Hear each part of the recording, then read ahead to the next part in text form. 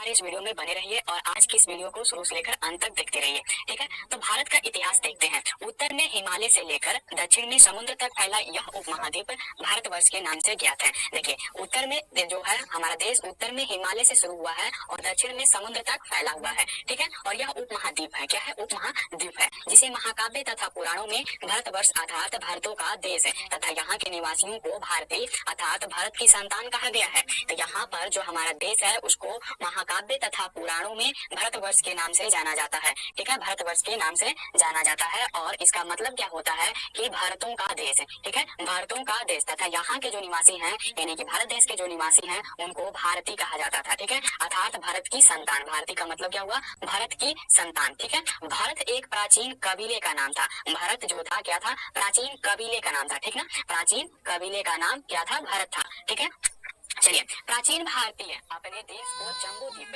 अर्थात जम्बू यानी कि जामुन, जम्बू का अर्थ यहाँ पर होता है जामुन, वृक्षों का द्वीप कहते थे। ठीक है, जम्मू यानी कि जामुन वृक्षों का द्वीप कहा करते थे। ठीक है, प्राचीन ईरानी इसे सिंधु नदी के नाम से जोड़ते थे। जो प्राचीन ईरानी थे वह हमारे देश को सिंधु नदी के नाम से जोड़ते थे। ठीक है, जिसे वे सिंधु न कहकर हिंदू कहते थे। ठीक है, वह सिंधु को हिंदू कहा करते थे। ठीक है, और उसको सिंधु नदी से जोड़ते थे हमारे देश को। ठीक है, कौन लोग थे ये? तो ये ईरानी थे। ठीक है, प्राचीन ईरानी जो थे वह सिंधु नदी के नाम पर हमारे देश को हिंदू कहते थे और यही नाम फिर पूरे पश्चिम में फैल गया और पूरे देश को इसी एक नदी के नाम से जाना जाने लगा। ठीक है, फिर यह जो नाम था धीरे धीरे पश्चिम में फैला और हमारे देश को इसी के नाम से जाने लगा। ठीक है, यूनानी इसे इंदे कहते थे। देखिए, यहाँ पर जो ईरानी थे उसे हिंदू कहते थे, सिंधु को हिंदू कहते थे, जबकि यूनानी इसे इंदे कहते थे और अरब इसे हिंद कहते थे। ठीक है, अरब इसे क्या कहते थे? हिंद कहते थे। ठीक है, मध्यकाल में इस देश को हिंदुस्तान कहा जाने लगा।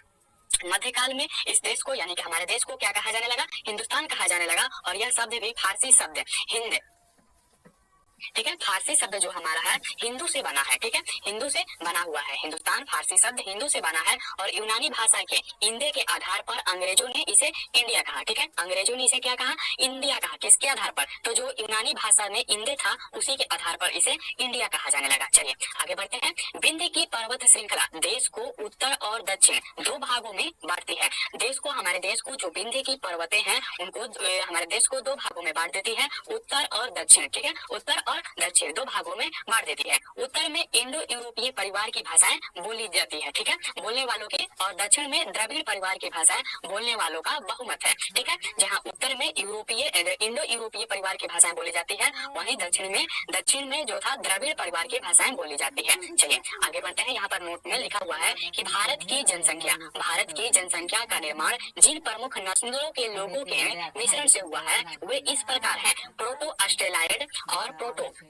मेडिटेरियन और काकेसायड और निग्रोयड और मंगोलायड। ठीक है, तो इन सभी के जो प्रकार हैं ये हमारी जनसंख्या का प्रकार है और यही सारी हमारी नस्लें हैं। ठीक है, चलिए यहाँ पर पढ़ते हैं आगे कि भारतीय इतिहास को अध्ययन की सुविधा के लिए तीन भागों में बांटा गया है। ठीक है, प्राचीन भारत, मध्यकालीन भारत और आधुनिक भारत। तो यहाँ पर इतिहास को जो हमारा भारतीय इतिहास है इसको तीन भागों में हम लोग बांट कर पढ़ेंगे, जिसमें पहला भाग प्राचीन भारत जिसे हम लोग शुरू किए हैं आज। ठीक है, और दूसरा है मध्यकालीन भारत और तीसरा है आधुनिक भारत। ठीक है, तो चलिए हम आगे बढ़ते हैं। यहाँ पर नोट में लिखा हुआ है कि सबसे पहले इतिहास को तीन भागों में बांटने का जो श्रेय है वह जर्मन के इतिहासकार क्रिस्टोफ सेलियरस। ठीक है, सेलियरस को जाता है जिनका नाम था क्रिस्टोफ सेलियरस। ठीक है, चलिए यह थे 1638 से 1707 एडी। ठीक है, ये थे 1638 से 1707। तो यहाँ पर हम लोग भारत के कुछ प्राचीन बातों के बारे में जाना।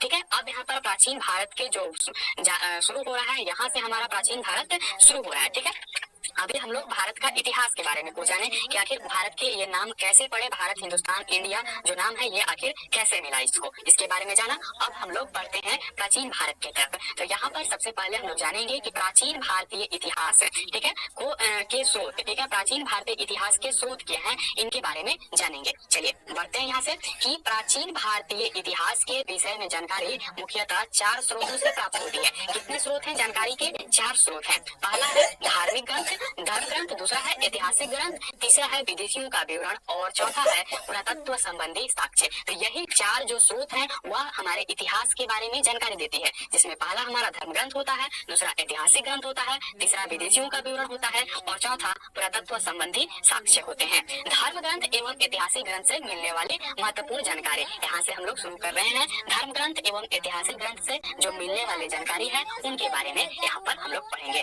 तो यहाँ पर हम पढ़ते हैं कि भारत का सर्वप्राचीन धर्म ग्रंथ वेद है। सबसे प्राचीन धर्म ग्रंथ क्या है? वेद है, ठीक है, जिसके संकलनकर्ता महर्षि कृष्ण द्वैपायन वेद व्यास को माना जाता है। वेद वसुधैव कुटुंबकम का उपदेश देता है, ठीक है। भारतीय परंपरा वेदों को नित्य तथा अपौरुषेय मानती है। वेद चार है, ऋग्वेद, यजुर्वेद, सामवेद एवं अथर्ववेद, और इन वेदों को संहिता कहा जाता है, ठीक है। सर्वप्राचीन धर्म ग्रंथ क्या है? हमारा वेद है और इनके संकलनकर्ता कौन है?